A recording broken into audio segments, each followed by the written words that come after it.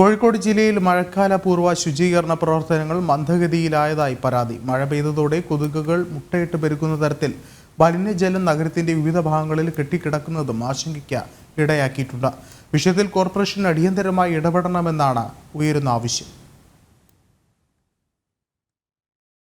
West Nile, മഞ്ഞപ്പിത്തം, ഡെങ്കിപ്പനി തുടങ്ങിയ പകർച്ചവ്യാധികൾ നാടിനെ ഭീതിയിലാഴ്ത്തുമ്പോഴും നഗരത്തിന്റെ വിവിധ ഭാഗങ്ങളിൽ ഇപ്പോഴും മാലിന്യങ്ങൾ കുന്നുകൂടി കിടക്കുന്ന അവസ്ഥയാണ്. ബീച്ച് പ്രദേശത്തടക്കം മാലിന്യ നിർമ്മാർജ്ജന പരിപാടികൾക്ക് വേണ്ടത്ര വേഗതയില്ല. മഴ പെയ്തതോടെ നഗരത്തിന്റെ വിവിധ പ്രദേശങ്ങൾ വെള്ളക്കെട്ടിലായിട്ടുണ്ട്. കോർപ്പറേഷൻ ഓരോ വാർഡുകൾക്കും 50,000 രൂപയാണ് മഴക്കാല പൂർവ്വ ശുചീകരണത്തിന് അനുവദിച്ചിട്ടുള്ളത്.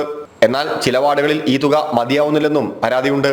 കോർപ്പറേഷൻ എത്രയും പെട്ടെന്ന് പ്രശ്നപരിഹാരത്തിനുള്ള നടപടികൾ എടുക്കണമെന്ന് ആവശ്യപ്പെട്ടുകൊണ്ട് BJP രംഗത്തെത്തി.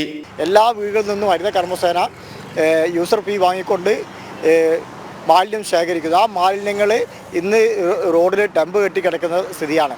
പല തോടുകളും മാലിന്യപൂരിതമായിട്ട് ജനങ്ങൾക്ക് വലിയ ആരോഗ്യ പ്രശ്നമുണ്ടാകുന്ന രീതിയിലേക്ക്, ഇപ്പോൾ ഒരു പുതിയ രീതിയിലുള്ള മാരകമായിട്ടുള്ള അസുഖം വരുന്ന രീതിയിലേക്ക് കോഴിക്കോട് കോർപ്പറേഷൻ്റെ ആരോഗ്യ വകുപ്പ് ജനങ്ങളെ ദ്രോഹിക്കുന്ന നടപടിയാണ് സ്വീകരിച്ചിട്ടുള്ളത്.